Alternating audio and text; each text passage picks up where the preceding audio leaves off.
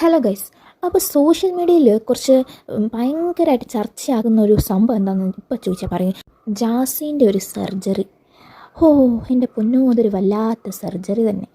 Jassie surgery കഴിഞ്ഞിട്ട് വന്ന് പറഞ്ഞു, എൻ്റെ സർജറി കഴിഞ്ഞു, ഞാൻ പൂർണ്ണമായിട്ടും ഒരു പെൺകുട്ടിയായി, ഞാനൊരു സ്ത്രീയായി മാറി എന്നൊക്കെ. അപ്പോൾ എല്ലാവർക്കും ഡൗട്ട്, എന്ത് സർജറിയാണ്, ഏത് സർജറിയാണ് ചെയ്തത് എന്നൊക്കെ. ഇങ്ങനെ കമൻറ്റ് ബോക്സിൽ ആളുകൾക്കെല്ലാം ഡൗട്ട്.